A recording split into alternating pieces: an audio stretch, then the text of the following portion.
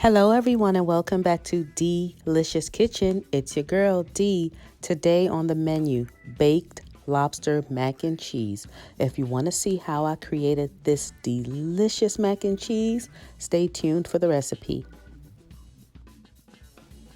Okay, so I have about 12 3 to 4 ounce lobster tails, half a lemon, you're gonna need about 2 sticks of butter, some bacon sea salt, Cajun seasoning, onion powder, some Old Bay seasoning, and some garlic powder, and kitchen shears or a knife. So I believe I've done this before on my channel where I have taken the meat out of lobster tails before. But just in case you haven't seen it before, I just use my kitchen shears and I go down the middle of the lobster tail and gently pull the shell away from the meat so you don't damage the meat. And I take the lobster out. Just place it in a bowl. You're going to keep your shells because you're going to use that to flavor the water for your noodles so that you can get even more seafood lobster flavor into your noodles. There I have taken all of my lobster meat out of the shell, and I'm just going to cube my lobster tails. You want to give your lobster tails a nice rinse because just like shrimp, it needs to be cleaned. So here I'm just cubing my lobster tails.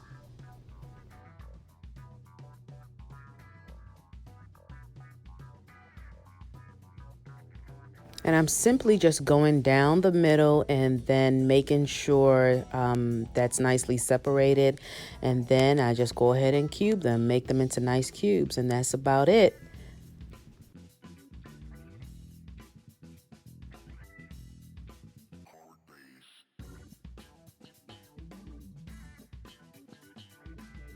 Okay, so in that bowl, I have all of my cubed lobster. I'm gonna give it a nice squeeze of lemon, and of course, I'm trying to catch those seeds so that we don't end up with seeds in our in our lobster. Right there, I'm just gonna add a little bit of Cajun seasoning to it. And that Cajun seasoning has a little bit of heat to it, which is nice, and some garlic powder.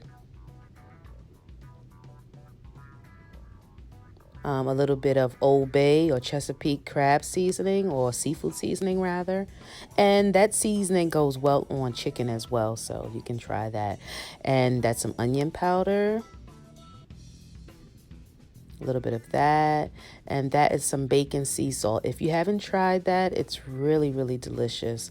I just recently purchased that seasoning and I love it. Love it. Gives a nice depth of flavor to your food.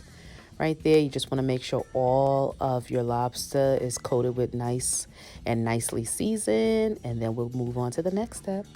Okay, so here's where your shells will come into place. Right there, I have the shells of all my lobster tails. I probably didn't need all of them, but you know, I had them, so why not use them? There I have my water that is about to start boiling. And I've added some sea salt already to that water. And I'm just going to put all of my lobster tails into the water, bring it to a boil, take the lobster shells out, and then add my noodles. And of course, I opened that box so sloppily, if that's a word. But yes, I decided to use large elbows this time. This is the first time I used large elbow noodles in any of my pasta dishes. I don't know why I did that. I should have just stuck to what I know. But anyway, the lobster mac and cheese still came out delicious, but it just changed the consistency that I'm used to. Anyway, I'm taking my lobster tails out of the water, and as you can see, it does have, it left the water with a little, flavor. Can you see the flavor?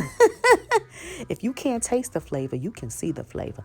Anyway, you're going to use two 16-ounce boxes of elbow noodles. And while that's boiling, I'm going to get 1 whole stick of butter. Just remember, lobster mac and cheese is not a diet food. If you are watching your weight, this is not the meal for you. If you're going to do it right. So yes, I added a whole stick of butter.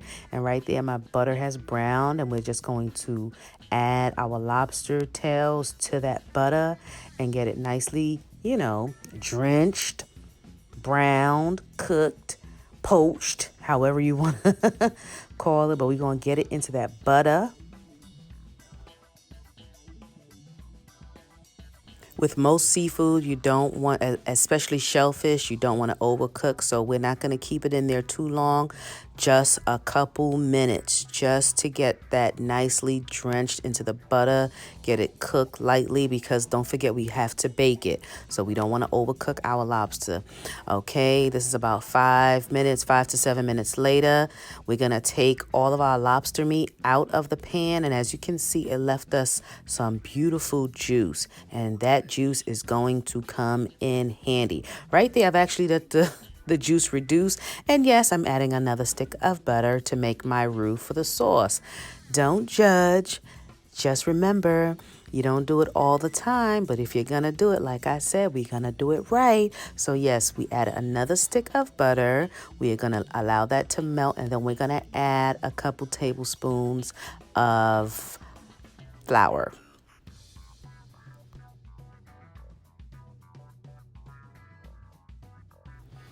Okay, that's about 1/3 cup of flour. And honestly, I should have stopped at the 1/3 cup, but I just felt like it needed a little extra. So I added a little bit extra, but that was 1/3 cup of flour. And we're just going to stir that around. We're going to make us a nice little roux. This roux is the base for a lot of different dishes. You can make gravy this way. And don't forget, all of that flavor is coming from the lobsters. Okay, so we've allowed that lobster juice to reduce. Then we added some butter, and then we added flour. Sometimes flour can take away from flavor, so you want to make sure you have the flavor. The flavor. Okay, so we're going to get that nice and smooth. And then we add our cream. That's some whipping cream right there. You can use light, heavy, you can use milk if you like. But right there I'm using some whipping cream. Of course, with cream, it's fat, which is flavor. If you don't want to use cream, like I said, you can use milk. You can even use canned milk if you like. But right there, I am using some whipping cream. You can even use half and half. You can tailor recipes to whatever you have on hand. Right there, I'm just adding a little bit more cream because I have quite a bit noodles and I want to make sure there's going to be enough sauce for my noodles. So I added a little bit more cream. And I'm not sure if I mentioned what type of heat I have this on, but I have it on a medium-low heat. As you can see, my cream has thickened up and I am just going to add my cheese. This is a triple cheddar cheese. It has mild, sharp, and there's, I think, what is the other cheese? Don't worry, I will put it down in the description box. But yes, that's the triple cheddar cheese. Shredded cheese. A lot of people like to shred their own cheese because they believe it adds to the flavor, and that I could honestly see how that would be true, but look, I don't have time for that. I did not have time for that. Therefore, I used the shredded cheese. Okay, and right there, look at that cheese sauce. Look how it's coming together. Ooh-wee. If you had some nachos, you can actually use that to drizzle it on your nachos. Oh my goodness, you can get real creative with this cheese sauce, but there you have it. And then I'm not even done because I got to add some mozzarella.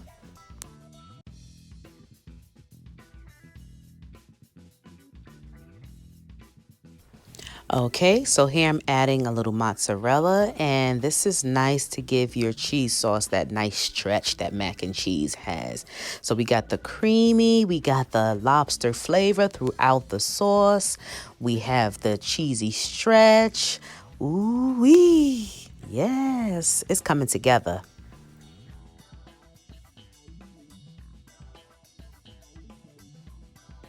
Okay, the one thing that I've done consistently while making this cheese sauce is to continue to stir. You want to continue to stir your cheese until it's nice and smooth, creamy, stretchy. There you have it. Continue to stir. At this point, you want to stir on low heat just to, melt your cheese and make sure it's nice and smooth. We're not rushing. This is not a rush game. It's taking your time, cooking. And right there, of course, you got to season everything. So I'm adding a little bit of black pepper. That's about a teaspoon. A little bit of garlic, maybe another teaspoon there. A little paprika. Adds a little color and smokiness. Who doesn't love paprika?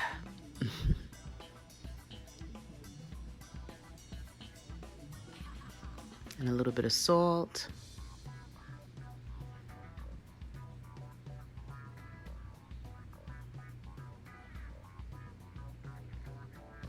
I want to continue to stir.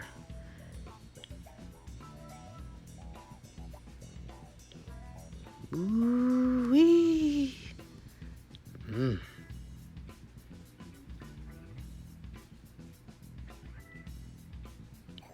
And of course, I'm adding a little bit of Slap Your Mama seasoning.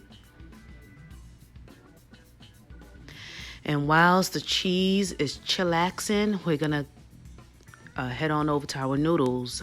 Here, the noodles are done, al dente. So we're gonna strain them. Of course, I didn't have the video for that, unfortunately, but we're gonna line our pan with some butter. So here, of course, some more butter. We're not gonna use the whole stick this time. We're just gonna coat our tray.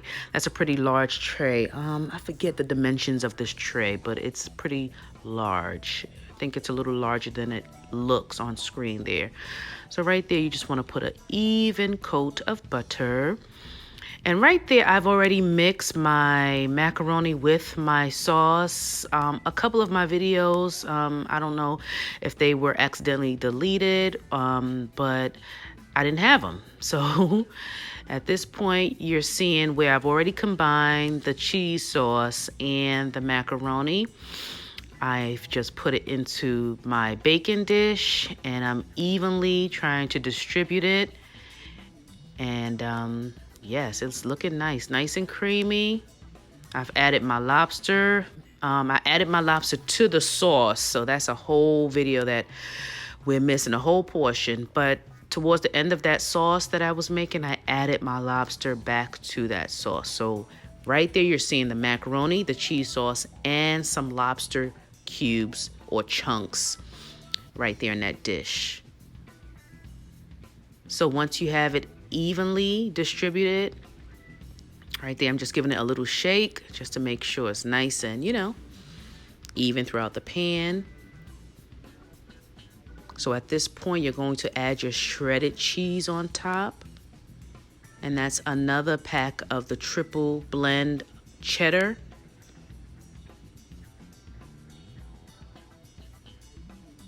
Want to give it a nice coating. Don't be stingy with the cheese. Like I said, this is a nice home-cooked, warm, hug you, grandma's kitchen, even though I'm not a grandma. But yes, this is a grandma-made some mac and cheese kind of dish right here. So right there, I've distributed some nice shredded cheese on top of my creamy lobster mac and cheese. Looking kind of good there. And of course, you are going to add some paprika.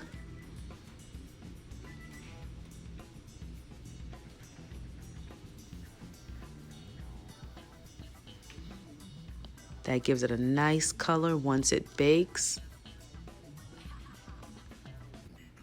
And also adds a little flavor. Can't beat it. 2-for-1 deal. All right, so once you have a nice thin layer of paprika, you're going to add some parsley flakes. If you have fresh parsley, that works.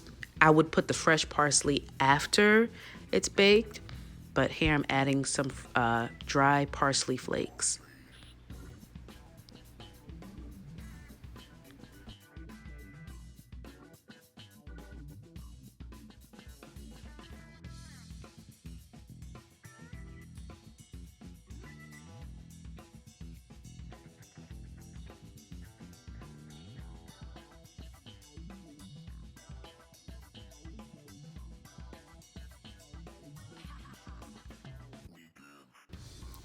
Okay, so here it is ready to go into the oven. I've put it on a large cookie sheet with a little bit of parchment paper under there just to catch any like sauce that might bubble over, which we were pretty good with that. We didn't make too much of a mess. Sometimes the sauce can bubble over your bacon dish, but right there it's in the oven. I put it in the oven for about 40 to 45 minutes, 350, and right there you can see it's getting nice and golden on the top, and it is ready to come out.